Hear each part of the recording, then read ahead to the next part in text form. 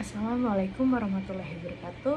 Izin memperkenalkan diri, nama saya Helwa Taskia dengan NPM 22411-090 dari kelas manajemen 22A. Di sini saya akan menjelaskan dan juga mempresentasikan tentang materi ke-11 dari hukum bisnis, yaitu kepailitan dan penundaan kewajiban pembayaran hutang. Baiklah, yang pertama di sini saya akan menjelaskan pengertian dari kepailitan. Nah, kepailitan itu apa sih? Kepailitan itu adalah segala sesuatu yang berhubungan dengan pailit. Nah, pailit itu ialah keadaan berhenti membayar utang-utangnya yang telah jatuh tempo. Nah, pernyataan pailit ini harus dilakukan oleh pengadilan. Dalam hal ini, pengadilan niaga sebagai suatu bentuk pemenuh asas publisitas dari keadaan tidak mampu membayar seorang debitur. Kemudian di sini ada syarat-syarat suatu perusahaan dinyatakan pailit. Nah, perusahaan dinyatakan pailit itu yang pertama karena perusahaan ini tidak mampu membayar hutang atau insolvent. Jadi dia masuk dalam syarat-syarat perusahaan yang dinyatakan pailit. Kemudian yang kedua itu adanya pernyataan insolvent dari pengadilan. Jadi ada pernyataan bahwa pengadilan itu mengeluarkan insolvent untuk debitur itu atau perusahaan itu. Kemudian yang ketiga itu ada pengajuan berupa tindakan nyata sukarela oleh debitur maupun pihak ketiga. Kemudian misalnya pengajuan berupa tindakan nyata sukarela.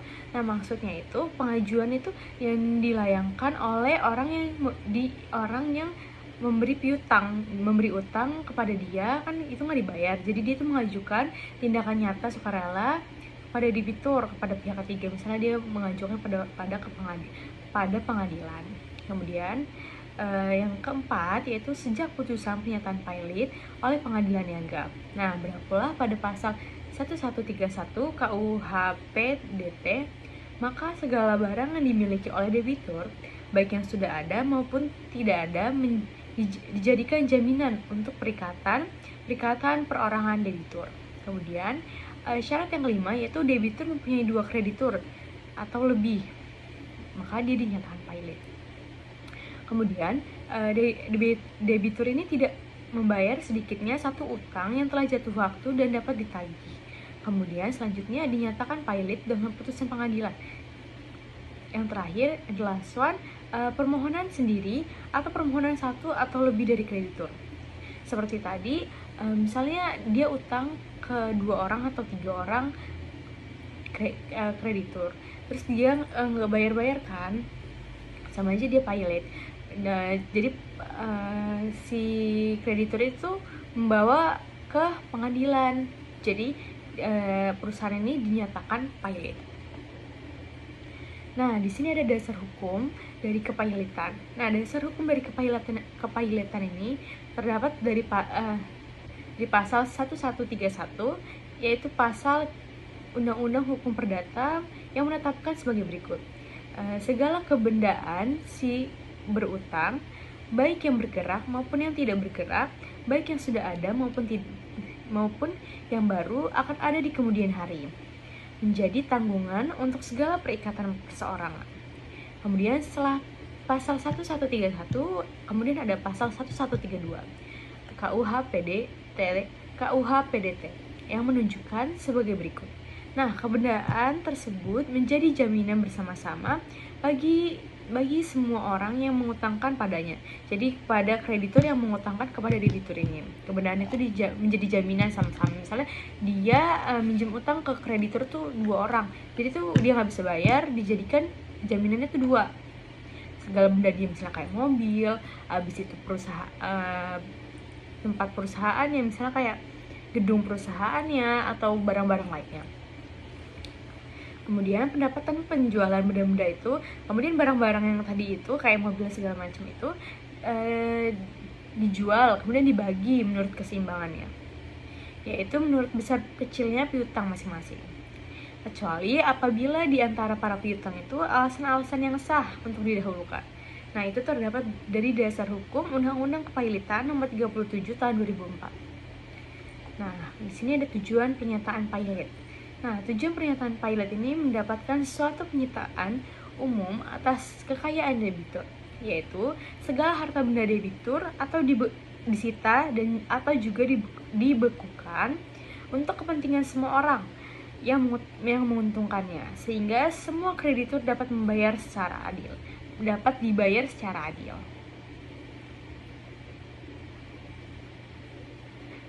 Ini menurut pasal 1 angka 1 Undang-Undang UU K 2004, kepailitan ini adalah sita umum atas semua kekayaan debitur. Pailit yang pengurusan dan pemberesannya dilakukan oleh kreditur di bawah pengawasan hukum, di bawah pengawasan hakim, pengawasan sebagaimana diatur dalam undang-undang ini. Jadi kepailitan itu masuk ke dalam undang-undang pasal 1 angka 1 UU K 2004. Kemudian fungsi undang-undang pailit. Nah, fungsi undang-undang pailit yang pertama itu untuk mengatur tingkat prioritas dan urutan masing-masing piutang kreditor. Kemudian yang kedua yaitu mengatur tata cara agar seorang debitur dapat dinyatakan pailit. Kemudian fungsi yang ketiga dari undang-undang itu yaitu mengatur bagaimana tata cara menentukan kebenaran adanya piutang kreditor. Kemudian yang keempat, mengatur syahnya piutang atau tagihan kreditor. Jadi mengatur sahnya loh. Kalau misalnya dia itu benar, undang-undang itu sebagai pedoman. Kemudian yang kelima, mengatur tata cara pencocokan atau verifikasi dari tagihan kreditur.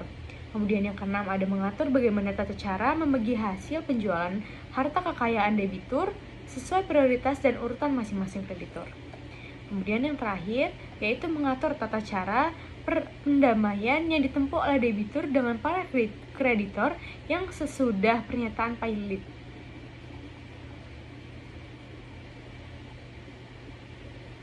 Nah, kemudian akibat hukum pernyataan pailit, yaitu suatu putusan pernyataan pailit ini dapat mengubah status hukum debitur menjadi tidak cakap untuk melakukan perbuatan hukum, menguasai dan menguras harta kekayaannya sejak putusan pernyataan pailit diucapkan.